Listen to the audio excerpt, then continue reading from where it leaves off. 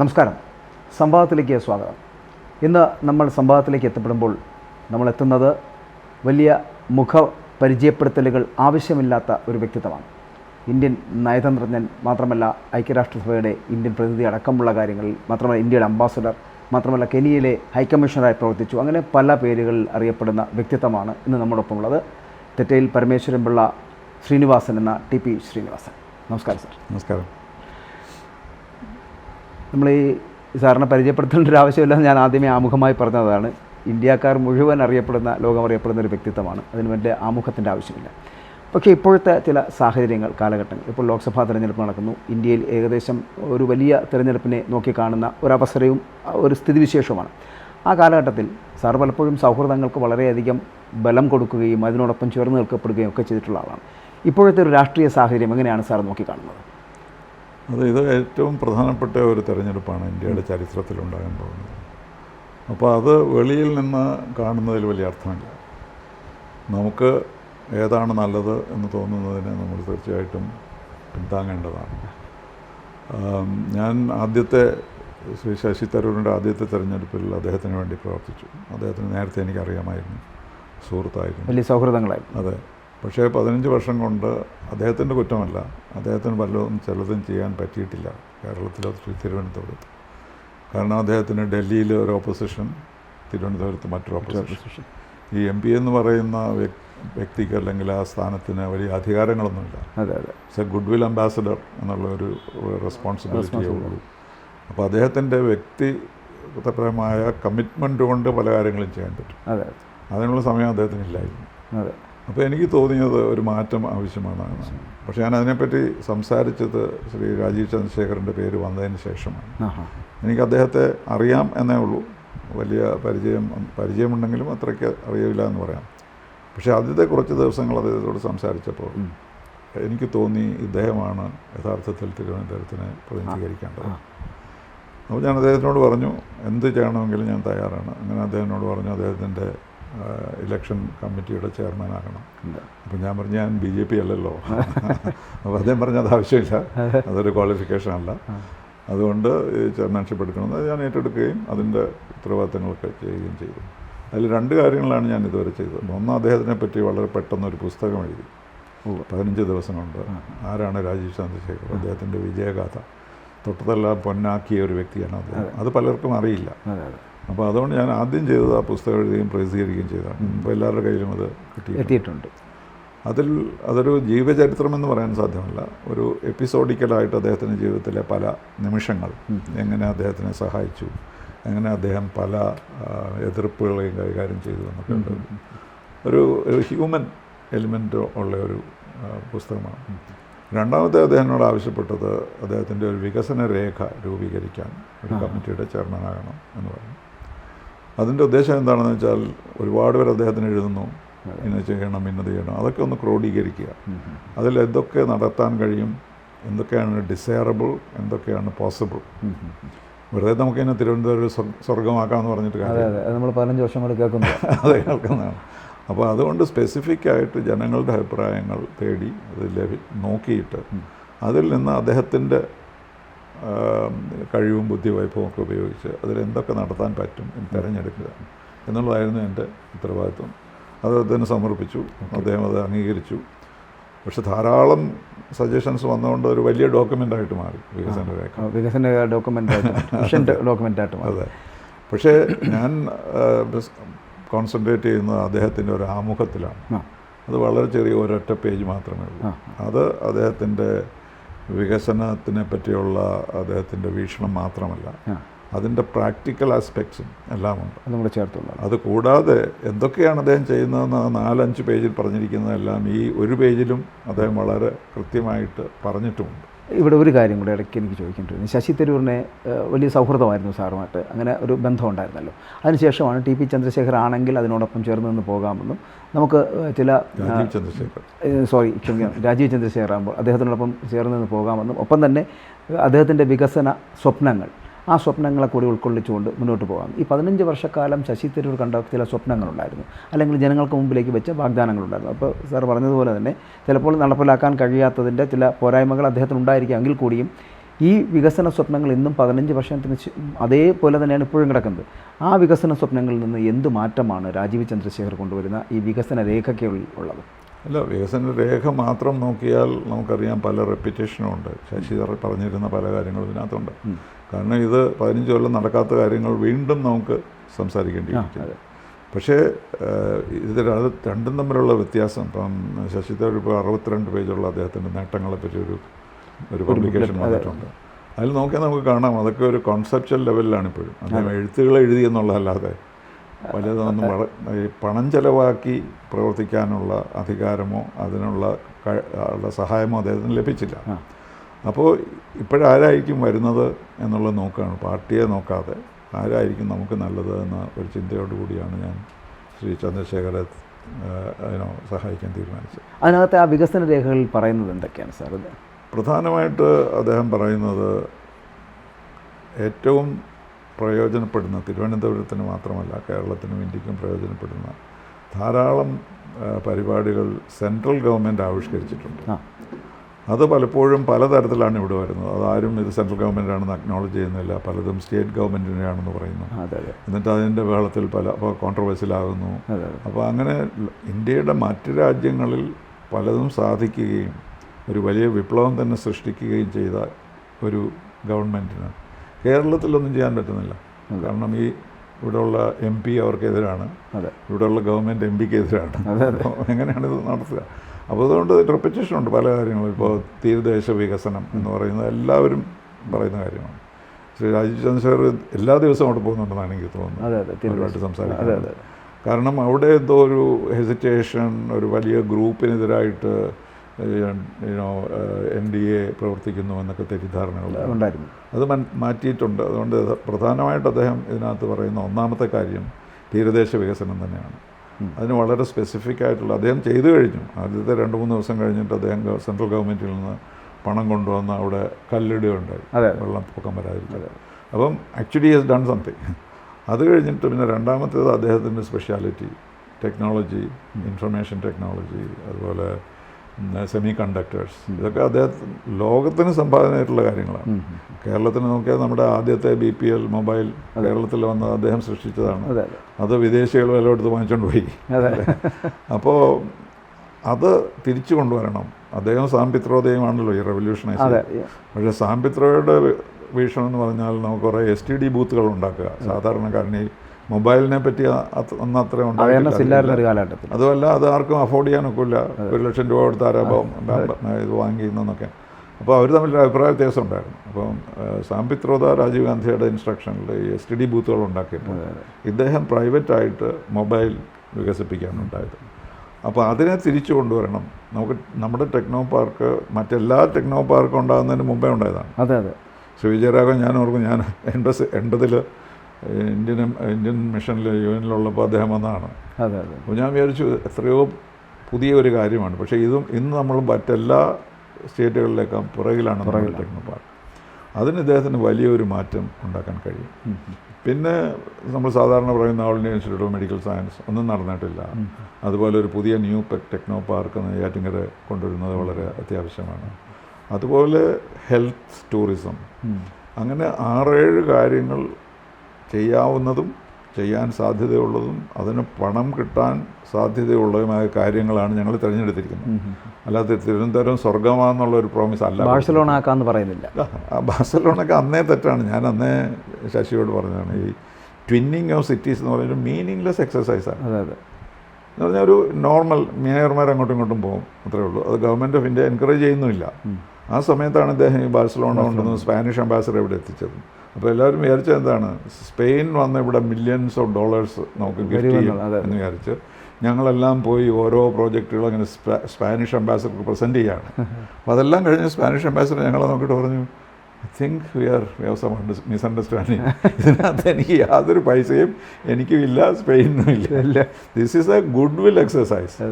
എല്ലാവരും പകച്ചു നിന്നുപോയി. ഇത് ഞാൻ ശശിയോട് പറഞ്ഞതായിരുന്നു. പക്ഷേ അദ്ദേഹം എന്തുകൊണ്ടോ ഇതൊരു വലിയ കാര്യമായിട്ട് പ്രൊജക്റ്റ് ചെയ്തു. അതുകൊണ്ടാണ് ഇപ്പോഴും നമ്മുടെ സ്ട്രീറ്റുകൾ കണ്ടിട്ട് ഇത് ഗാസയാണോ ബാഴ്സലോണയാണോ എന്നുള്ള ചോദിക്കുന്നത്. അങ്ങനെ ഒരു സ്ഥിതി അല്ല, വിശേഷം. ഈ ശശി തരൂരിന് ഇത്തരത്തിലുള്ള കാര്യങ്ങൾ പ്രാക്ടിക്കലി മനസ്സിലാക്കാൻ കഴിയാത്തതുകൊണ്ടാണ് അങ്ങനെ സംഭവിച്ചത്, അതോ അദ്ദേഹം അദ്ദേഹം ഒരു ഒരു രാഷ്ട്രീയക്കാരനായി ചിന്തിച്ചതുകൊണ്ടാണ്? അല്ല, അത് അദ്ദേഹം രണ്ടും കൂടെ കമ്പൈൻ ചെയ്തപ്പോഴാണ് പറ്റിയത്. As a writer, as a speaker, Mary Melott. ഞാൻ ആദ്യം ന്യൂയോർക്കിൽ പോയത് തന്നെ എൻ്റെ മകൻ അദ്ദേഹത്തിൻ്റെ ഒരു പുസ്തകത്തിൽ ഒരു ഓട്ടോഗ്രാഫ് വാങ്ങിക്കാനാണ്. ന്യൂയോർക്കിൽ പോയപ്പോൾ മകനുണ്ട് ആ ഗ്രേറ്റ് ഇന്ത്യൻ നോവലിൻ്റെ ഒരു കോപ്പി എന്നിട്ട് പറഞ്ഞു, ന്യൂയോർക്കിൽ പോകണമെങ്കിൽ ശശി തരൂരിനെ കണ്ടുപിടിച്ച് ഒരു ഓട്ടോഗ്രാഫ് വാങ്ങിക്കണം. അതായിരുന്നു എൻ്റെ മിഷൻ. അത്രയ്ക്ക് പ്രശസ്തനായിരുന്നു അന്നും അദ്ദേഹം. പിന്നെ ഞങ്ങൾ ഏകദേശം 20 കൊല്ലത്തോളം പലതരത്തിലുള്ള കാര്യങ്ങൾ UN ചെയ്തിട്ടുണ്ട്. യുഗോസ്ലാവിയൻ പ്രശ്നത്തിൻ്റെ സമയത്ത് ഇദ്ദേഹം UN, ജനറൽ നമ്പ്യാർ യുഗോസ്ലാവിയയിൽ, ഞാൻ ഇന്ത്യൻ മിഷൻ ഇൻ ന്യൂയോർക്ക്. അപ്പോൾ 3 മലയാളികളാണ് യുഗോസ്ലാവിയ കാര്യങ്ങൾ കൈകാര്യം ചെയ്തത്. അതെല്ലാം മലയാളത്തിലുമായിരുന്നു. ഇതാർക്കും അറിയാത്ത ഒരു സത്യമാണ്. അപ്പോൾ അത്രമാത്രം ഞങ്ങൾ ഒന്നിച്ച് പ്രവർത്തിച്ചിട്ടുള്ളൂ. അപ്പോൾ അദ്ദേഹം ഇവിടെ വന്നു പറഞ്ഞതും ഒരു രാഷ്ട്രീയത്തിൽ പ്രവർത്തിക്കുന്നു എന്നുള്ളതും നമ്മുടെ രാഷ്ട്രീയത്തിന് നല്ലതാണെന്ന് ഞാൻ വിശ്വസിച്ചു. പക്ഷേ അദ്ദേഹം പെട്ടെന്നൊരു രാഷ്ട്രീയക്കാരനായിട്ട് അങ്ങ് മാറുകയാണ് ചെയ്തത്. അതെ. അതിലാണ് എൻ്റെ അല്ല, അവിടെയാണ് എൻ്റെ സംശയം. കാരണം ഈ ബാഴ്സലോണ എന്ന് പറയപ്പെടുന്ന ഒരു സംവിധാനം ഉണ്ടാക്കിയെടുക്കുന്നതിൽ ഒരു പ്രാക്ടിക്കൽ സംവിധാനം ഉണ്ടല്ലോ, അത് പ്രാവർത്തികമാക്കില്ല എന്നറിഞ്ഞിട്ട് കൂടിയും ചിലപ്പോൾ ഒരു രാഷ്ട്രീയക്കാരനായിട്ട് ചിന്തിക്കുമ്പോൾ ഇതൊരു വാഗ്ദാനമായിട്ടിരിക്കട്ടെ എന്നുള്ള തരത്തിലായി അദ്ദേഹം ആ ഗ്രൂപ്പിലേക്ക് അങ്ങ് വീണു, രാഷ്ട്രീയക്കാരുടെ ഗ്രൂപ്പിലേക്ക് അങ്ങ് വീഴുകയും അതേസമയം തന്നെ രാഷ്ട്രീയത്തിൽ അതിന് വലിയ അദ്ദേഹത്തിന് അംഗീകാരം ലഭിച്ചില്ല. കോൺഗ്രസ് പാർട്ടി. പക്ഷേ ഈ 2009 സാർ, ഈ 2009 കാലഘട്ടത്തിൽ ശശി തരൂരിൻ്റെ ഒരു വരവിൽ അത്തരത്തിലൊരു വലിയ പ്രതീക്ഷ ഉണ്ടായിരുന്നല്ലോ. ആ പ്രതീക്ഷ നഷ്ടപ്പെട്ടത് ഈ 15 വർഷത്തോളമാണോ അതോ ആദ്യത്തെ 2009 തന്നെ? 2014 തന്നെ അദ്ദേഹത്തിൻ്റെ മെജോറിറ്റി 1,00,000 നിന്ന് 14,000-ലേക്ക് താഴ്ന്നു. രാജഗോപാൽ. അപ്പോൾ ഞാനൊന്ന് എഴുതി, എന്തുകൊണ്ടാണ് ശശി തരൂരിൻ്റെ മെജോറിറ്റി കുറഞ്ഞു പോയെന്ന്. അന്നേരത്താണ് ഞങ്ങൾ അതിനുള്ള അഭിപ്രായ ഞാൻ എന്തിനാണ് ഇതിങ്ങനെ പബ്ലിക്കായിട്ട് പറഞ്ഞത് എന്നുള്ളത്. കാരണം ഒരു മാഗസിനോട് ആവശ്യപ്പെട്ടു diminished majority of Shashi Tharoor. അപ്പോൾ ഞാൻ എല്ലാ കാര്യങ്ങളും പറഞ്ഞു, സുനന്ദയുടെ മരണം മുതൽ എല്ലാ കാര്യങ്ങളും ഇതിനകത്ത് പറഞ്ഞു. ഇത് അദ്ദേഹത്തിനെ വളരെ ക്ഷോഭിപ്പിച്ചു. അപ്പോൾ അദ്ദേഹത്തിന് ഒരു മറുപടി എഴുതി, മൈ ഫോമർ ഫ്രണ്ട്. അതോടെ ഞങ്ങൾ തമ്മിലുള്ള ബന്ധം അവസാനിക്കുക. അപ്പോൾ ഇതായിരുന്നു ഒരു കാരണം, അതിനകത്തുള്ളൊരു കാരണം. പക്ഷേ അതാണ്. അപ്പോൾ 19-ലെ ഇത് 2014-ലെ ഇലക്ഷനിൽ അല്ലേ നമ്മൾ പറയുന്നതാണ് രണ്ടാമത്തെ തവണ. അതെ, 2014 രാജഗോപാലോട്ട് മത്സരിക്കുമ്പോൾ രാജഗോപാൽ ഓൾമോസ്റ്റ് തോറ്റു. അത് കഴിഞ്ഞ് ഇപ്പോൾ കഴിഞ്ഞ തവണ ലാസ്റ്റ് മിനിറ്റ് വരെ തോൽക്കുമെന്ന് പറഞ്ഞു നിന്ന ഘട്ടമായിരുന്നു. അതേസമയത്ത് ഒന്നാമത്തെ ഞങ്ങൾ ക്യാമ്പയിൻ ചെയ്തപ്പോൾ അദ്ദേഹത്തിന് 1,00,000 മെജോറിറ്റി ഉണ്ടായിരുന്നു. ഒരു സംശയം ഉണ്ടായിരുന്നില്ല ആ സമയത്ത്. അപ്പോൾ ഇതൊക്കെ മാറ്റങ്ങൾ, രാഷ്ട്രീയത്തിലെ മാറ്റങ്ങൾ, ഇന്ത്യയിലെ മാറ്റങ്ങൾ, ഇതെല്ലാം അതിലാണ് പ്രതിഫലിക്കുന്നത്. അതുകൊണ്ട് എൻ്റെ തീരുമാനം ഒരു പുതിയ വ്യക്തിയിലേക്ക് എത്തുക. ശശി തരൂരിൻ്റെ ഒരു ചോദ്യം കൂടി ചോദിച്ചാൽ നമുക്ക് മതിയാകും. അതായത് ഈ ശശി തരൂർ എന്ന് പറയപ്പെടുന്ന വ്യക്തിത്വം, സാറേ പറഞ്ഞതുപോലെ നമ്മളൊരു ഓട്ടോബയോഗ്രഫിന് വേണ്ടി ന്യൂയോർക്ക് വരെ പോകേണ്ടി വന്നു, കണ്ടാൽ ഒരു ഓട്ടോബയോഗ്രഫി വാങ്ങിക്കണമെന്ന് പറയുന്ന തരത്തിലേക്കുള്ള പ്രശസ്തനായ ഒരാൾ. ആ പ്രശസ്തനായ വ്യക്തി എന്തുകൊണ്ടാണ് ഇവിടെ എത്തുമ്പോൾ ഈ 15 വർഷം കൊണ്ട് ഇത്രത്തോളം അധപ്പതിച്ചു പോയത് എന്ന് തോന്നുന്നുണ്ടോ? അത് രാഷ്ട്രീയത്തിൻ്റെ കാര്യമാണ്. രാഷ്ട്രീയത്തിലിരിക്കുന്നതും കഥ എഴുതുന്നതും കവിത എഴുതുന്നതും പ്രസംഗിക്കുന്നതും വ്യക്തിപരമായി അങ്ങനെയെല്ലാം തോന്നുന്നുണ്ടോ? ഇല്ല, വ്യക്തിപരമായി അദ്ദേഹം നല്ല ആളാണ്, അതിന് എനിക്ക് യാതൊരു പരാതിയുമില്ല. പക്ഷേ as A politician he's failed. ഈ സുനന്ദയുടെ പ്രശ്നങ്ങളുമായിട്ടൊക്കെ ബന്ധപ്പെട്ട് ഇല്ല, അതിനെപ്പറ്റി ഞാനൊന്നും പറയാൻ ആഗ്രഹിക്കുന്നില്ല. എനിക്ക് സുനന്ദയെ അറിയാമായിരുന്നു നന്നായിട്ട്. അതിനുശേഷം ഈ മഹോമൈത്രയുമായിട്ടും ബന്ധപ്പെട്ട ഒരുപാട് വിഷയങ്ങൾ, ഈ സ്ത്രീ വിഷയങ്ങൾ ഒരുപാട് ശശി തരൂരിന് വല്ലാതെ അലട്ടിപ്പറ്റും നമ്മൾ സംസാരിക്കാതിരിക്കും. ഓക്കെ സാർ, ഞാനത് പറഞ്ഞത് മാത്രം. അപ്പോൾ 2014 എത്തുമ്പോഴത്തേനും ഇങ്ങനെ ഈ പരാജയത്തിൻ്റെ മെജോറിറ്റി എത്രയാണെന്ന് പറയുമ്പോഴാണ് അദ്ദേഹം ഇത് തുറന്നടിക്കപ്പെട്ടു എന്ന് പറഞ്ഞ സ്ഥലത്തിലാണ് നിങ്ങളുടെ സൗഹൃദത്തിന് വഴി വിടുന്നതും.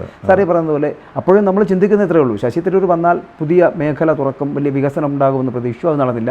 ഇപ്പോൾ സാറ് 2024 എത്തുമ്പോൾ ആലോചിക്കുന്നത് അത് തന്നെയാണ്. രാജീവ് ചന്ദ്രശേഖരനെ പോലൊരാൾ എന്തുകൊണ്ട് ഇവിടെ ആവശ്യം എന്നുള്ളതാണ് ഇപ്പോൾ സാറിൻ്റെ മുമ്പിലുള്ളത്. അദ്ദേഹം ഇവരിൽ നിന്ന് വ്യത്യസ്തനാകുന്നത് എവിടെയാണ്?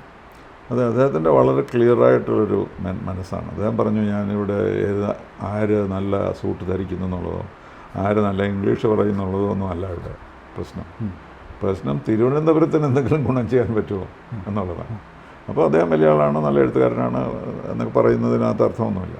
നമുക്ക് വേണ്ടത് ഈ സ്റ്റേറ്റുമായിട്ട് കമ്മിറ്റ്മെൻറ്റ് ഒന്നാമത് വേണം, രണ്ടാമത് അതിനുള്ള കഴിവ് വേണം, മൂന്നാമത് അതിനുള്ള ഈ വിഭവശേഖരണത്തിനുള്ള കഴിവ് അദ്ദേഹത്തിനുണ്ട്. കാരണം 18 കൊല്ലം രാജ്യസഭയിൽ ഇരുന്നിട്ടുള്ള ആളാണ്. അപ്പോൾ പല കാര്യങ്ങളും അദ്ദേഹം ചെയ്തിട്ടുണ്ട്, നമ്മളൊന്നും കേൾക്കാത്ത. ആർമിക്കാർക്ക് വേണ്ടി വൺ റാങ്ക് വൺ പെൻഷൻ, അതുപോലെ വിധവകൾക്കുള്ള കാര്യങ്ങൾ, അതുപോലെ അദ്ദേഹത്തിൻ്റെ അച്ഛൻ്റെ വിമാനം അയർലൻഡിൽ പൂട്ടിയിട്ടിരുന്നിടത്തുനിന്ന് എടുത്ത് റിപ്പയർ ചെയ്ത് തിരിച്ചു കൊണ്ടുവന്ന് ഇന്ത്യൻ എയർഫോഴ്സ്. ഇങ്ങനെയൊക്കെയുള്ള വലിയ കാര്യങ്ങൾ, ഇതൊന്നും ചെറിയ കാര്യങ്ങളാണ്. അതെ അതെ. അദ്ദേഹത്തിന് ചെയ്യാൻ കഴിഞ്ഞാൽ അതൊക്കെ ഓൺ ഇനിഷ്യേറ്റീവ്, അദ്ദേഹത്തിന് പാർട്ടിയൊന്നും ഇല്ലായിരുന്നു. അപ്പോൾ അതുപോലെ പിന്നെ 2G സ്പെക്ട്രത്തിൻ്റെ പുറത്ത് കൊണ്ടുവന്ന ഹോൾ സ്റ്റോറി പുറത്ത് കൊണ്ടുവന്ന അദ്ദേഹമാണ്. അതെ. അതിൻ്റെ എല്ലാം കഥ എൻ്റെ പുസ്തകത്തിൽ അതിനെപ്പറ്റി എഴുതിയിട്ടുണ്ട്. അപ്പോൾ അന്നേരം ഇന്ത്യൻ പോളിറ്റിക്സിൻ്റെ കറുത്ത വശങ്ങൾക്കും അദ്ദേഹത്തിന് മനസ്സിലായി. പലരും അദ്ദേഹത്തിനോട് പൈസ ചോദിച്ചു, ചിലർ വീണ്ടും വീണ്ടും മന്ത്രിമാർ അദ്ദേഹത്തിന് ക്ഷണിച്ച് ഊണ് കൊടുക്കാൻ തുടങ്ങി. അദ്ദേഹത്തിന് മനസ്സിലായില്ല ഇതെന്താണെന്ന്. അവസാനം ആ പൊളിറ്റീഷ്യൻ ചോദിച്ചു, നിങ്ങളുടെ വീട്ടിൽ പ്രായമുള്ള ആളുകളൊന്നും ഇല്ലേ എന്ന് പറഞ്ഞാൽ അറിയണം, രാഷ്ട്രീയത്തിൻ്റെ യാഥാർത്ഥ്യം അറിയുന്നവർ നിങ്ങളുടെ വീട്ടിലില്ലേ. കാരണം ഇദ്ദേഹത്തിന് ലഞ്ച് വിളിച്ചപ്പോഴല്ലേ ഇദ്ദേഹത്തിന് ലഞ്ചിന് പോയി കഴിച്ചിട്ട് വീട്ടിൽ വന്നു, സംഭാഷണം നടക്കുന്നില്ല. അപ്പോഴാണ് മനസ്സിലായത് ഇദ്ദേഹത്തിൻ്റെ മനസ്സിൽ മറ്റു കാര്യങ്ങളൊക്കെയാണുള്ളത്. അപ്പോൾ പിന്നെ അദ്ദേഹത്തിനെ വിട്ടു. അങ്ങനെ ദേവഗൗഡ വിളിച്ച് ചോദിച്ചു എൻ്റെ പാർട്ടിയിൽ ചേരുന്നുണ്ടോ. അപ്പോൾ അദ്ദേഹത്തിനെ കണ്ടപ്പോഴേ മനസ്സിലായത് ട്രാപ്പാണ്. അപ്പോൾ അതൊക്കെ കണ്ടിട്ടാണ് അവസാനം. അപ്പോൾ ഇതൊന്നും അദ്ദേഹം പറയാറില്ലല്ലോ. ഇലക്ഷനിൽ വന്നിട്ട് ഒരു പാർട്ടിയെ പറ്റി ഒരു മോശമായിട്ടും പറയാറില്ല. അദ്ദേഹത്തിൻ്റെ പാർട്ടി കമ്മിറ്റ്മെൻറ്റിനോ BJPയുടെ നയങ്ങളെപ്പറ്റി ഒന്നും അദ്ദേഹം പറയാറില്ല. അദ്ദേഹം പറഞ്ഞത് ഞാനിവിടെ BJP സ്ഥാനാർത്ഥിയായിട്ട് വന്നിരിക്കുന്നത് തിരുവനന്തപുരത്തിനെ റെപ്രസെൻ്റ് ചെയ്യാൻ വേണ്ടിയിട്ടാണ്. അതിന് എനിക്ക് BJPയുടെ സപ്പോർട്ട് ഡൽഹിയിൽ കിട്ടും എന്നുള്ളതാണ് അദ്ദേഹത്തിൻ്റെ ഒരു സ്ട്രോങ് പോയിൻ്റായിട്ട് അദ്ദേഹം പറയുന്നത്. അത് പറയുന്നതൊക്കെ പ്രാക്ടിക്കലായിട്ടുള്ള കാര്യങ്ങളാണ്. രാജീവ് ചന്ദ്രശേഖർ എന്ന് പറയപ്പെടുന്ന BJPയുടെ സ്ഥാനാർത്ഥി എത്തുമ്പോൾ വളരെ വലിയ പ്രതീക്ഷയാണ്. ഞാൻ ഈ കഴിഞ്ഞ കുറച്ച് ദിവസങ്ങളായി ഒന്നാം തെരഞ്ഞെടുപ്പിൻ്റെ പ്രചരണ പ്രവർത്തനങ്ങൾ നടക്കുമ്പോൾ തന്നെ അത് അവസാനിക്കുന്ന സമയത്ത് പലപ്പോഴും പല സർവേകളും വന്നു. ഞാൻ പലപ്പോഴും ഈ സർവേകളെ കാണുന്നത് വ്യാജ സർവേകളെന്ന് പറഞ്ഞിട്ടാണ്. കാരണം പറഞ്ഞല്ല, ജയിക്കാത്തവരോ ജയിക്കുന്നവരോ നമ്മൾക്കറിയാമല്ലോ, ഒരു 10-11 ലക്ഷം പേര് ഇടുന്ന വോട്ടിനെ 28,000 പേരുടെ വോട്ട് കൊണ്ട് ക്രമീകരിച്ചിട്ട് അതിൽ നിന്ന് ഒരു വിജയെ പ്രഖ്യാപിക്കാമെന്ന് പറയുന്നത് അസാധ്യമാണ്. 3 ഏജൻസികൾ എൻ്റെ അടുത്ത് വന്നു. ഞങ്ങളൊരു സർവേ നടത്തി രാജീവ് ചന്ദ്രശേഖർ വിജയമായി പ്രഖ്യാപിക്കാം. ഇതാണ് സംഭവം. ഞാനിത് തുറന്നു പറയാനുള്ള ഞാൻ ചോദിച്ചു പോലുമില്ല, എത്ര ലക്ഷം രൂപയാണ് ഞാൻ ചോദിച്ചില്ല. താങ്ക് യു വെരി മച്ച്, എനിക്ക് താല്പര്യമില്ല. അപ്പോൾ സാർ അങ്ങനെ തന്നെയാണ്. തീർച്ചയായിട്ടും ഞാനപ്പോൾ ഈ വ്യാജ സർവേകളെന്ന് പറയുകയും ഇപ്പോൾ രാജീവ് ചന്ദ്രശേഖർ 2ാം സ്ഥാനത്തോ 3ാം സ്ഥാനത്തേക്ക് പോകുന്നെന്ന് പറയപ്പെടുന്ന തരത്തിലുള്ള പ്രചരണങ്ങളൊക്കെ നടക്കുകയും ചെയ്യുന്നുണ്ട്. പലപ്പോഴും ശശി തരൂർ 1ാമത്തെത്തുകയും വിജയിക്കുകയും ചെയ്യുമെന്നും പറയുന്നുണ്ട്. പക്ഷേ അത് ഞാൻ വ്യാജ സർവേകളായതുകൊണ്ട് അങ്ങനെ മാത്രമാണ് കാണുന്നത്. പക്ഷേ തീരദേശ മേഖല, സാറ് പറഞ്ഞത് തീരദേശ മേഖലകളിൽ, അതിനപ്പുറം ഈ കുടിവെള്ളം കിട്ടാത്ത മേഖലകളിൽ, പാർപ്പിടങ്ങളില്ലാത്ത ഇടങ്ങളിലൊക്കെ ഈ രാജീവ് ചന്ദ്രശേഖരൻ്റെ വല്ലാത്ത ഇടപെടലുകളുണ്ടായി. അത് ഞാൻ ഈ വിളപ്പിശാല ഭാഗത്തിനപ്പുറത്തേക്ക് പലപ്പോഴും ഗ്രാമപ്രദേശങ്ങളിലേക്കുള്ള യാത്ര നടത്തുന്നതിൽ പോലും അദ്ദേഹം ശ്രദ്ധിച്ചിരുന്നു എന്നുള്ളതാണ്. അപ്പോൾ അങ്ങനെ കുടിവെള്ള പ്രശ്നം, പാർപ്പിട പ്രശ്നം, തീരദേശവാസികളുടെ മത്സ്യബന്ധന തൊഴിലാളികളുടെ ഒക്കെ പ്രശ്നങ്ങളിൽ വളരെ കാര്യക്ഷമമായി ഇടപെടുന്നു. ഇതൊരു രാഷ്ട്രീയപരമായിട്ടുള്ള ഇടപെടലല്ലോ. അതായത് വരാൻ പോകുന്ന വികസന സ്വപ്നങ്ങൾ കണ്ടുകൊണ്ടുള്ള ഒരു ഇടപെടൽ എന്നല്ലേ ഇതിനെ പറയാം. പക്ഷേ രാഷ്ട്രീയമുണ്ട്, കാരണം മോദിയുടെ സപ്പോർട്ട് അദ്ദേഹത്തിനുണ്ടല്ലോ. മോദിയുടെ ഗ്യാരണ്ടി എന്ന് പറയുന്നത് അദ്ദേഹത്തിൻ്റെ ഒരു ബാക്ക് ബോണാണ്. പക്ഷെ അതിനെപ്പറ്റി അദ്ദേഹം സംസാരിക്കാറില്ല. മോദിയെപ്പറ്റി പറയാറുണ്ടെങ്കിൽ പോലും എന്താണ് BJPയുടെ ഐഡിയോളജി എന്ന് അദ്ദേഹം പറയാറില്ല. ആരും അദ്ദേഹത്തോട് ചോദിക്കാൻ പോകുന്നില്ല, കാരണം അദ്ദേഹം സംസാരിക്കും. ഇപ്പോൾ ഈ ഒരു മാപ്പ് നിങ്ങൾ ചിലപ്പോൾ കണ്ടു. ഇതിൽ തിരുവനന്തപുരത്ത് എന്തൊക്കെയാണ് പുതിയതായി ചെയ്യാൻ പോകുന്ന പ്രോജക്ട്സ് ഐഡൻറ്റിഫൈ ചെയ്തിട്ടുണ്ട്. വളരെ പിക്ചറസ്ക് ആയിട്ട് നമുക്കറിയാം എത്രമാത്രം പ്രാധാന്യം പാറശാലയ്ക്ക് കൊടുക്കുന്നുണ്ട്, നെയ്യാറ്റിൻകരയ്ക്ക് കൊടുക്കുന്നുണ്ട്, കോവളത്തിന് കൊടുക്കുന്നുണ്ട്. അപ്പോൾ ഇത് തിരുവനന്തപുരം ഭാഗം, ഇത് തീരദേശം നമ്മൾ പറയുന്ന ഭാഗം, പിന്നെ ഇവിടെ ഈ പാറശാല ഏരിയ. അപ്പോൾ ഈ ഏരിയാസിലാണ് കോൺസെൻട്രേറ്റ് ചെയ്യുന്നത്. അപ്പോൾ ഇവിടെ പല വികസനങ്ങളും പലരും പറഞ്ഞിട്ടുണ്ട്. Walled institute of medical sciences അത് നിങ്ങൾ പലരും പറയുന്നുണ്ട്, പക്ഷേ ഇതുവരെ ഉണ്ടായിട്ടില്ല. ഒരു പുതിയ ന്യൂ ടെക്നോ പാർക്ക്, ഇതൊക്കെ അദ്ദേഹം പാറശാലയിൽ ഉണ്ടാക്കാനാണ് ശ്രമിക്കുന്നത്. അപ്പോൾ അതൊരു കമ്മിറ്റ്മെൻ്റ് അല്ലേ. അപ്പോൾ അതുപോലെ എല്ലാ കാര്യങ്ങളിലും സ്പോർട്സ് ആയാലും കൊള്ളാം, അതുപോലെ മറൈൻ സോൺ ആയാലും കൊള്ളാം, എല്ലാം ഏറ്റവും കൂടുതൽ പ്രാധാന്യമുള്ള കാര്യങ്ങളാണ്. Technologically possible, financially finance available and also ideal for the people. അങ്ങനെയുള്ളതാണ് അദ്ദേഹം സെലക്ട് ചെയ്യുന്നത്. ഇത് മാത്രമല്ല, ഒരുപാട് കാര്യങ്ങൾ ചെയ്യേണ്ടതായിട്ടുണ്ട്. പക്ഷേ തിരുവനന്തപുരത്തിൻ്റെ ഒരു മാറുന്ന മുഖം ആണ് അദ്ദേഹത്തിനകത്ത് പ്രതിഫലിപ്പിച്ചിട്ടുള്ളത്. അതിനകത്തൊരു സംശയമുണ്ട്. അതിപ്പോൾ സാറ് പറഞ്ഞ പോലെ നമ്മൾ പാറശാല, നെയ്യാറ്റിൻകര പോലുള്ള മേഖലകളിലേക്ക് വളരെ വല്ലാതെ കോൺസെൻട്രേറ്റ് ചെയ്ത് നിൽക്കുകയാണ് രാജീവ് ചന്ദ്രശേഖർ. അദ്ദേഹത്തിൻ്റെ ഈ ഒരു ഇടപെടൽ എന്ന് പറഞ്ഞാൽ, ഇപ്പോൾ നമുക്ക് പലപ്പോഴും അറിയാം, വികസനം എന്ന് പറഞ്ഞാൽ തലസ്ഥാന നഗരത്തിൽ നടക്കട്ടെ, തലസ്ഥാനത്തിൻ്റെ ഒരു 10 കിലോമീറ്റർ ചുറ്റളവ് അല്ലെങ്കിൽ 5 കിലോമീറ്റർ ചുറ്റളവിൽ നടക്കട്ടെ, വളരെ കൺജസ്റ്റഡ് ആയിട്ട് ഇരിക്കുന്ന ഒരു സംവിധാനമാണ് നമ്മൾ പലപ്പോഴും കണ്ടിട്ടുള്ളത്. പക്ഷേ ഇതിൽ നിന്ന് മാറി ചിന്തിക്കുന്നത് എന്തുകൊണ്ടാണ് ഇത്തരത്തിൽ പാറശാലയിലോ നെയ്യാറ്റിൻകരയിലോ ടെക്നോ സിറ്റികൾ വരട്ടെ അല്ലെങ്കിൽ ടെക്നോ പാർക്കുകൾ വരട്ടെ എന്നുള്ളൊരു ചിന്ത എന്തുകൊണ്ടാണ് ഈ രാജീവ് ചന്ദ്രശേഖറിലേക്ക് എത്തപ്പെടുന്നത്? അതായത് ഈ റൂറൽ ഏരിയ കൂടി വികസിപ്പിച്ചെടുക്കുക എന്നതാണോ, അതോ മറ്റെന്തെങ്കിലും ഉദ്ദേശം? അല്ല, തീർച്ചയായിട്ടും ബാലൻസ് ഡെവലപ്മെൻറ്റ് വേണം. പണ്ട് ഞാൻ കേട്ടിട്ടുണ്ട് തിരുവനന്തപുരത്തിന് ഇപ്പോൾ ഏകദേശം വികസിതമായിട്ടുള്ള തിരുവനന്തപുരത്തിനെ ഒരു സിറ്റിയാക്കി മാറ്റിയിട്ട് പല രാജ്യം, ഇപ്പം വെസ്റ്റ് ബെർലിൻ, ഈസ്റ്റ് ബെർലിൻ, അതുപോലെ വേറൊരു സിറ്റി പ്ലാൻ ചെയ്തിരുന്നു. അപ്പോൾ ആ സിറ്റി ഒരു മോഡേൺ സിറ്റിയായിട്ട് വരും. അത് ഏതെങ്കിലും ഒരു റൂറൽ ഏരിയയിലായിരിക്കണമെന്നായിരുന്നു അന്ന് ശ്രീ രാമചന്ദ്രൻ പ്ലാനിംഗ് ബോർഡിൻ്റെ ചെയർമാനായിരുന്ന കാലത്ത്. പക്ഷേ അത് വളരെ ചിലവ് വളരെ കൂടുതലാണ്, അതിന് സെൻട്രൽ സപ്പോർട്ടൊന്നും കിട്ടില്ല. ഇത് തന്നെ വികസിച്ചാൽ മതി. അങ്ങനെയാണ് കഴക്കൂട്ടത്തേക്ക് പോയത്. അല്ലെങ്കിൽ കഴക്കൂട്ടം ഒരു വില്ലേജായിരുന്നു. അപ്പോൾ അതേ സമയത്ത് ഒരെണ്ണം അതുപോലെ ബാലൻസ്ഡ് ആയിട്ട് മറുവശത്തും വേണം എന്നുള്ളതാണ് അതിൻ്റെ പ്രധാനം. അപ്പോൾ ഇവർ പരാതികൾ പറയുന്നത്, അവിടുത്തെ ആളുകൾ പരാതികൾ പറയുന്നതിനകത്ത് ന്യായമുണ്ട് എന്നുള്ളതാണ് ശ്രീ ചന്ദ്രശേഖരൻ്റെ വ്യൂ പോയിന്റ്. അത് വോട്ട് കിട്ടുന്നതാണെന്ന് എല്ലാവരും പറയുന്നു. അത് പ്രധാനപ്പെട്ടതാണ് തീർച്ചയായിട്ടും. അപ്പോൾ ഒരു ഡിസാറ്റിസ്ഫൈഡ് ആയിട്ടുള്ള ഒരു ഇലക്ട്രേറ്റിന് പോകുമ്പോൾ തീർച്ചയായിട്ടും അദ്ദേഹത്തിന് പറയേണ്ടി വരുമല്ലോ, ഇതൊക്കെയാണ് ഞാൻ ചെയ്യുന്നത്. തീർച്ചയായിട്ടും. അത് പക്ഷേ അദ്ദേഹം ചെയ്യും എന്നുള്ളത് തീർച്ചയായും പറയുന്നുണ്ട്. ഇപ്പോൾ സാറിന് BJPയുടെ ചില ഐഡിയോളജി ഉണ്ടല്ലോ, ഈ ഐഡിയോളജിയുമായിട്ട് യോജിച്ച് പോകാൻ കഴിയുന്നുണ്ടോ, അതോ ഈ ഐഡിയോളജിയോടൊപ്പം പോകുന്നതുകൊണ്ടാണോ രാജീവ് ചന്ദ്രശേഖരനെ പിന്തുണയ്ക്കുന്നത്? എന്താണ് സാർ ഇതിൽ നിന്ന്? ഇല്ല, ഐഡിയോളജിയുടെ ഒരു പ്രശ്നമേ അല്ല, എനിക്കുമല്ല അദ്ദേഹത്തിനുമല്ല. അദ്ദേഹം പാർട്ടിയിൽ ചേർന്നു എന്നുള്ളത് അദ്ദേഹത്തിൻ്റെ പ്രാക്ടിക്കൽ പോളിറ്റിക്സാണ്. ഞാനൊരു പാർട്ടിയിലും ചേർന്നിട്ടില്ല. ശശി തരൂരിന് വേണ്ടി ശ്രമിച്ച കാലത്ത് ഞാൻ കോൺഗ്രസിലൊന്നും ഉണ്ടായിരുന്നില്ല. ഈ BJPയുടെ വികസന സ്വപ്നങ്ങൾ അല്ലെങ്കിൽ നരേന്ദ്രമോദി മുന്നോട്ട് വെക്കുന്ന വികസന സ്വപ്നം, അതെങ്ങനെയാണ് താങ്കൾ നോക്കി കാണുന്നത്? ഇതൊരു അൺപ്രസിഡൻറ്റഡ് അല്ലേ? ഒരു പ്രൈം മിനിസ്റ്റർ ഇത്രയധികം എല്ലാ കാര്യങ്ങളും ശ്രദ്ധയെടുത്തും മാത്രമല്ല അതിൽ വികസിക്കുകയും ചെയ്യും. ഞാൻ അതിൽ വിശ്വസിക്കുന്നു, അത് സാധിച്ചെടുക്കുന്നു. അപ്പോൾ എന്നോട് ആദ്യം എന്തുകൊണ്ടാണ് ഈ രാഷ്ട്രീയത്തിലേക്ക് വന്നപ്പോൾ ഞാൻ പറഞ്ഞ ഒന്നാമത്തെ കാര്യം, മോദിക്ക് മറ്റൊരു ടേം കെട്ടേണ്ട ആവശ്യം നമുക്കെല്ലാം ഉണ്ട്. 10 കൊല്ലം അദ്ദേഹം ചെയ്തത് വികസനത്തിന് മാത്രമല്ല വിദേശ നയത്തിനും വലിയ വിജയമല്ലേ ഉണ്ടായിട്ടുള്ളത്.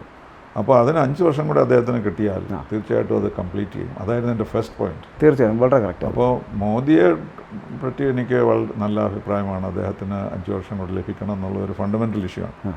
പക്ഷേ അദ്ദേഹത്തിൻ്റെ ഐഡിയോളജിയുടെ ഡീറ്റെയിൽസിലേക്കൊന്നും ഞാൻ പോകാൻ തയ്യാറില്ല. ഞാനൊരു വളരെ സെക്യുലറായിട്ടുള്ളൊരു വ്യക്തിയാണ്. തീർച്ചയായിട്ടും. കൂട്ടുകാരും ബന്ധുക്കളും ഒക്കെ മറ്റ് ജാതിക്കാരും അപ്പോൾ അതുകൊണ്ട് അതൊരു ഇഷ്യൂ അല്ല എന്നെ സംബന്ധിച്ചിടത്തോളം. അല്ല,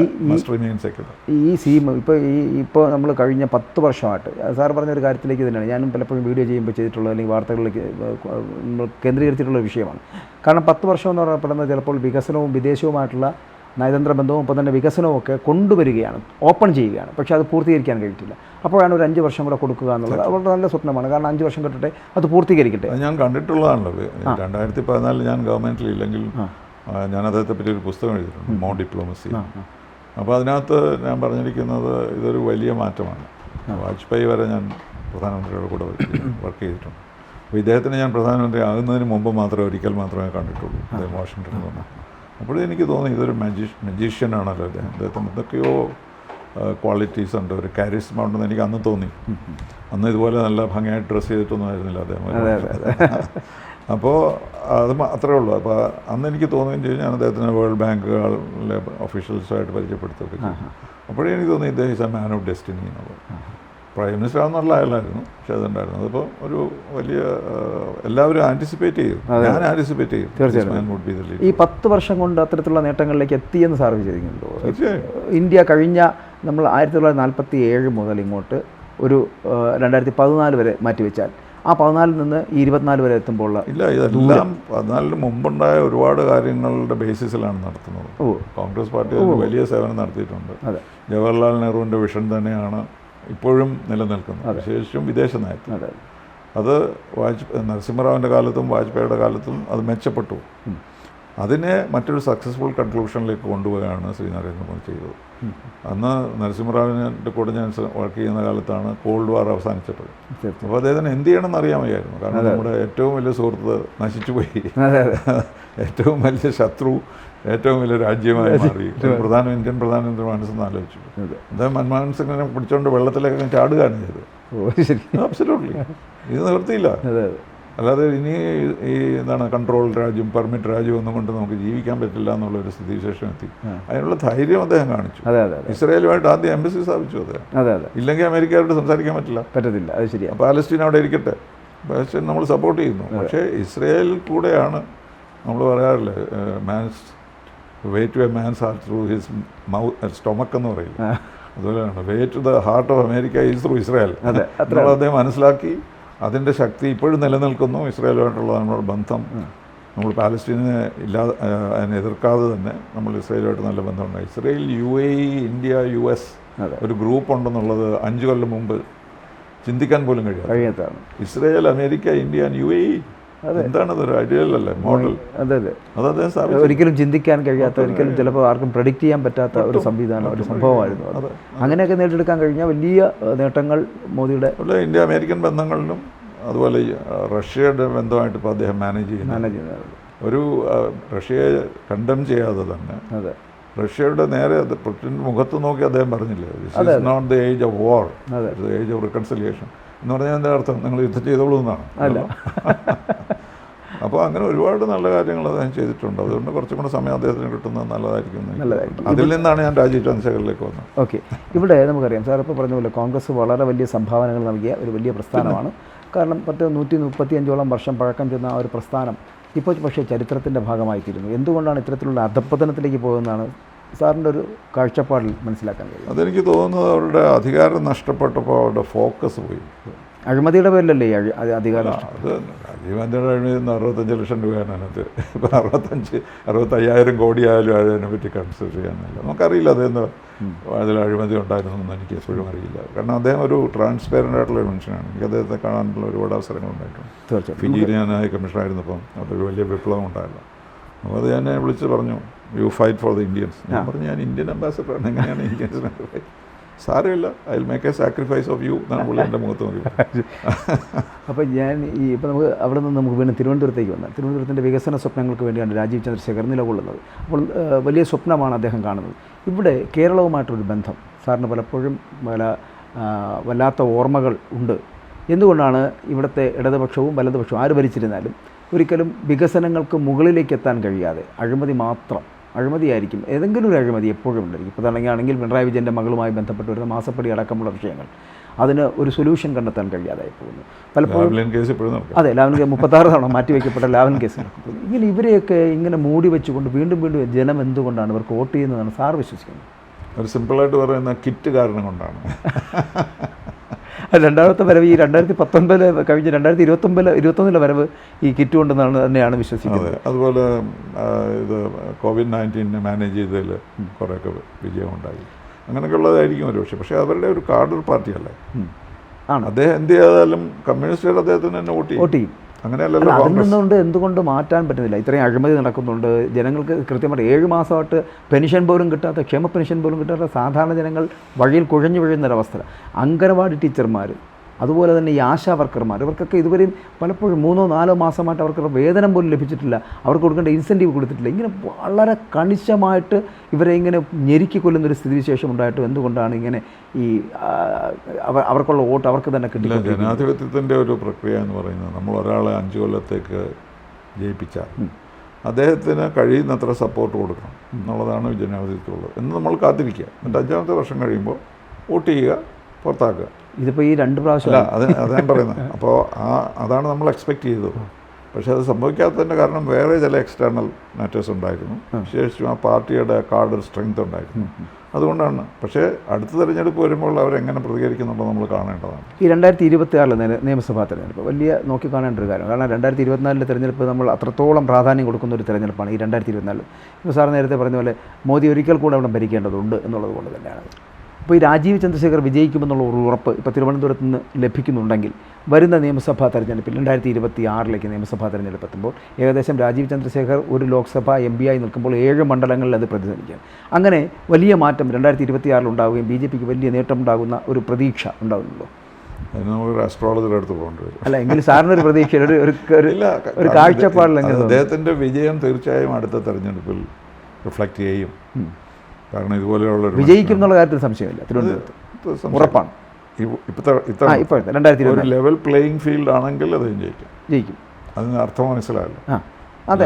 ഫീൽഡ് അല്ല എന്നുള്ളതാണ് അർത്ഥം. അപ്പോൾ അതുകൊണ്ട് എൻ്റെ മനസ്സിൽ തോന്നുന്നത് ഇത് വ്യക്തമായിട്ട് വോട്ടിംഗ് മറ്റാരും ഇടപെടാതെ ചൈന വരെ ഇടപെടുന്നു എന്നാണ് നമ്മൾ വാർത്തകൾ കേൾക്കുന്നത്. അമേരിക്കയിൽ റഷ്യ ഇടപെട്ടില്ലേ? തീർച്ചയായിട്ടും. അപ്പോൾ എന്തും സംഭവിക്കാം. പക്ഷെ അങ്ങനെയുള്ള ഇൻ്റർഫിയറൻസ് ഒന്നും ഉണ്ടായില്ലെങ്കിൽ, മറ്റ് കാൽക്കുലേഷൻസിലേക്ക് അവർ പോയിട്ടില്ലെങ്കിൽ തീർച്ചയായിട്ടും അദ്ദേഹം ജയിക്കും എന്നാണ് എൻ്റെ വിശ്വാസം. ഇവിടെ ഈ രാഷ്ട്രീയം പലപ്പോഴും നമുക്കറിയാം, സാർ ഇവിടുത്തെ വിദ്യാഭ്യാസ വിഷയവുമായിട്ട് പലപ്പോഴും ഇടപെട്ടിട്ടുണ്ട്. സാറിന് അതിനുള്ള കറുത്ത അനുഭവങ്ങൾ ഉണ്ടായിട്ടുണ്ട്. ഇപ്പോഴും അതിനെക്കുറിച്ച് ഓർക്കാറുണ്ടോ? അത്തരത്തിലുള്ള അനുഭവങ്ങളെക്കുറിച്ച് എപ്പോഴെങ്കിലും ഓർക്കാറുണ്ടോ? അതെ, എപ്പോഴെങ്കിലും വിദ്യാഭ്യാസം എന്ന് പറഞ്ഞാൽ ഉടനെ എല്ലാ പത്രക്കാരും ഞാൻ കോളത്ത് വീണ് കിടക്കുന്ന പടമാണ് ഇടുന്നത്. അപ്പം ഓർക്കാതിരിക്കാൻ നിർത്തിയില്ല. ഞാനതിനെപ്പറ്റി സംസാരിക്കാറില്ലായിരുന്നു. കാരണം ഇവർ ചെയ്യുന്നത് എന്താണെന്ന് അറിയുന്നില്ല. യേശുക്രിസ്തു പറഞ്ഞ ഞാൻ പോലീസുകാരോട് പറഞ്ഞു, ഇവർക്ക് അറിഞ്ഞുകൂടെ ഇവരെന്താ ചെയ്യുന്നത്. കാരണം ഇത് ആർക്ക് വേണ്ടിയാണ് ഞാൻ ചെയ്യാൻ ശ്രമിക്കുന്നത്? ഈ കുട്ടികൾക്ക് വേണ്ടി തന്നെയാണ്. അപ്പോൾ അവരെന്നെ തലയിടുന്ന ഗുണം. അപ്പോൾ അത് എനിക്കൊരു ദുസ്വപ്നമായിട്ട് മാത്രം ഞാൻ മറന്നിരിക്കുകയാണ്. പക്ഷേ അതുകൊണ്ട് നമുക്ക് എന്ത് പറ്റി? 15 വർഷം നഷ്ടപ്പെട്ടു. 15 വർഷം നഷ്ടപ്പെട്ടു. ഇപ്പോൾ നമ്മൾ ആ 15 വർഷം കഴിയുമ്പോൾ പുതിയൊരു തെരഞ്ഞെടുപ്പിനെ നേരിടാൻ തുടങ്ങുന്നു. അല്ല, കേരളത്തിൽ പകുതി ആളുകൾ ഇസ്രായേലിലെത്തുമല്ലോ ആ സമയത്ത്. അതെ, പ്രശ്നം ഇപ്പോൾ കാണുന്ന എക്സോഡസ് എന്താ അൺബിലീവബിൾ അല്ലേ? തീർച്ചയായിട്ടും. ഞാൻ ഒരു ഏജൻസിയുടെ പോയി 2 ദിവസം മുമ്പ് ഏകദേശം 800 കുട്ടികളവിടെ കാത്തിരിക്കുകയാണ് വിസ വാങ്ങിക്കാൻ വേണ്ടി. അപ്പോൾ അവരോട് ഞാൻ യാഥാർത്ഥ്യങ്ങളൊക്കെ അവരോട് പറഞ്ഞു കൊടുക്കുകയായിരുന്നു. നിങ്ങൾ അവിടെ പോയിട്ടുണ്ടെങ്കിൽ അവിടെ ഇങ്ങനെ തേനും പാലും ഇങ്ങനെ ഒഴുകുന്നില്ല കാനഡയിലെ സ്ട്രീറ്റുകളിലൂടെ.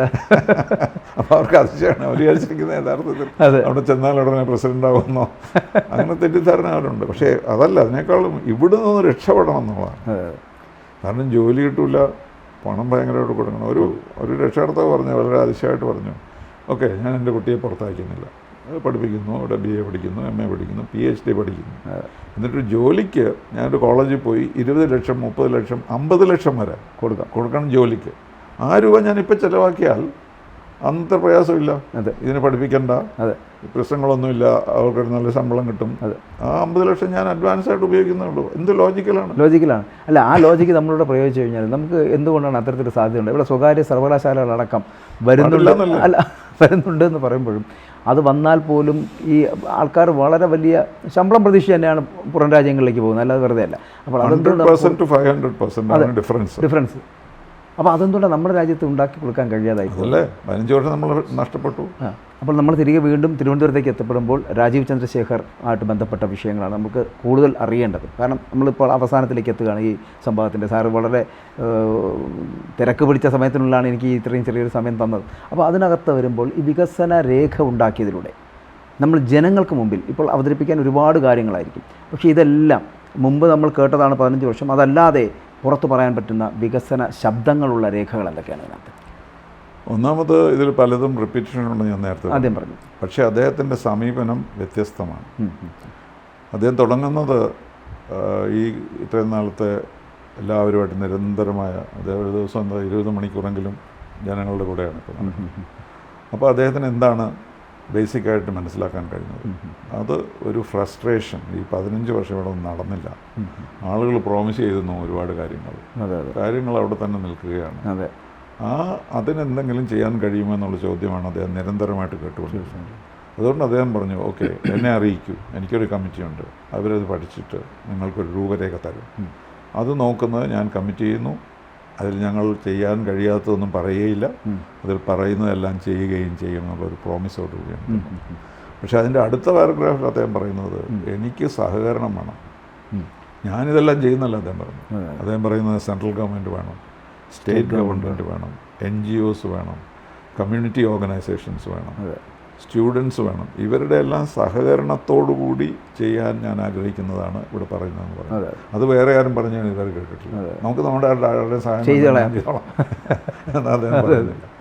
പിന്നെ അദ്ദേഹം പറയുന്നത് തിരുവനന്തപുരത്തിന് ചില അഡ്വാൻറ്റേജസ് ഉണ്ട്.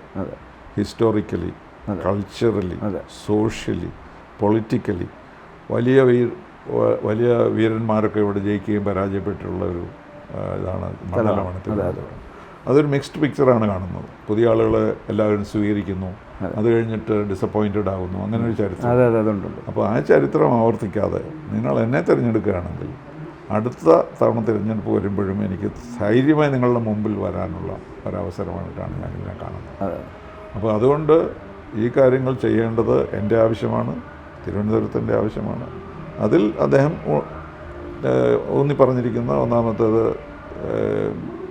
മത്സ്യവികസനം, അതുപോലെ തീരവികസനത്തിൻ്റെ, രണ്ടാമത് ടെക്നോളജി, മൂന്നാമത് എഡ്യൂക്കേഷൻ. അതിനെപ്പറ്റി അദ്ദേഹം വളരെ രസകരമായൊരു വാക്ക് പറഞ്ഞു, എഡ്യൂക്കേറ്റഡ് ഇൻ ട്രിവാൻഡ്രം എന്നത് ഒരു സ്ലോഗനാവും ആവും. കുറെ കഴിയുമ്പോൾ. എന്നിട്ട് അതൊരു ഇപ്പം നമ്മൾ ഓക്സ്ഫോർഡ് എഡ്യൂക്കേറ്റഡ് എന്ന് പറയുമ്പോൾ നമുക്കറിയാം അല്ലേ, ഓക്സ്ഫോർഡിനെ പറ്റി നമുക്കൊന്നും അറിയില്ലെങ്കിൽ ഓക്സ്ഫോർഡ് എഡ്യൂക്കേറ്റഡ് എന്ന് അദ്ദേഹം പറഞ്ഞത് 5 വർഷത്തിനകം I want to hear people saying are you educated in Trivandrum, here is the job. അദ്ദേഹം പറയുന്നത് ഒരു കുട്ടിക്ക് പോലും, അദ്ദേഹം എഡ്യൂക്കേഷൻ എന്ന് പറയുമ്പം റിസർച്ചും PhD ഒന്നും അല്ല പറയുന്നത്, ജോലിക്ക് താല്പര്യമുണ്ട്, ജോലിക്ക് കിട്ടാനുള്ള അവസരം സൃഷ്ടിക്കുന്ന കാര്യങ്ങളാണ്. അത് സ്കില്ലിംഗ് എന്നുള്ള വാക്കാണ് അദ്ദേഹം എപ്പോഴും ഉപയോഗിക്കുന്നത്, എഡ്യൂക്കേഷൻ എന്നുള്ളതല്ല. ഓരോ കുട്ടികളുടെയും കഴിവിനനുസരിച്ച് ചെയ്യാൻ കഴിയുന്ന സ്കിൽസ് കൊടുക്കുക. അതേസമയം തന്നെ ആ സ്കിൽസ് ടെക്നോളജിക്കലി വളരെ അഡ്വാൻസ്ഡ് ആയിരിക്കും. ഇപ്പോഴെല്ലാവരും ആശാരിമാരായിട്ട് പറഞ്ഞിട്ട് കാര്യമില്ല. അപ്പോൾ സ്കിൽ ഡെവലപ്മെൻറ്റ് എന്ന് പറയുന്നത് ആർട്ടിഫിഷ്യൽ ഇൻ്റലിജൻസ് വരെ എത്തുന്നു. അപ്പോൾ ഈ കാര്യങ്ങളെല്ലാം ചെയ്യാൻ തയ്യാറാണ് എന്നാണ് പറയുന്നത്. അപ്പോൾ അതിനകത്ത് റിയലിസ്റ്റിക് ആണ്, ഓപ്റ്റിമിസ്റ്റിക് ആണ്, കോൺഫിഡൻ്റ് ആണ് എന്നുള്ളതാണ് നമുക്ക് കിട്ടുന്ന. തീർച്ചയായിട്ടും. എന്തായാലും നമുക്കത് ഇങ്ങനെ പറഞ്ഞ് അവസാനിപ്പിക്കാം. അതായത് വളരെ ശുഭാപ്തി വിശ്വാസത്തോടു കൂടി തന്നെ, അല്ലെങ്കിൽ വളരെ ആത്മവിശ്വാസത്തോടു കൂടി തന്നെയാണ് രാജീവ് ചന്ദ്രശേഖർ തിരുവനന്തപുരത്തിൻ്റെ വികസന സ്വപ്നങ്ങൾ മുന്നോട്ട് വയ്ക്കുന്നത് എന്ന് തന്നെയാണ് TP സാറ് നമ്മോട് പറഞ്ഞു വയ്ക്കുന്നത്. അപ്പോൾ TP ശ്രീനിവാസൻ്റെ സ്വപ്നങ്ങൾ, വികസന രേഖകൾ അത് നമ്മൾ പ്രതിഫലിക്കുന്നുണ്ട് എന്നുള്ള കാര്യത്തിലും സംശയമില്ല. ഇത് വാഗ്ദാനങ്ങളല്ല, പകരം ഇത് നടപ്പിലാക്കാൻ വേണ്ടി തീരുമാനിച്ച് പറയുന്ന കാര്യങ്ങളാണ്. അത് നടപ്പിലാക്കുമെന്നുള്ളത് മോദിയുടെ ഗ്യാരണ്ടിയുമാണ്. നമസ്കാരം. Thank you.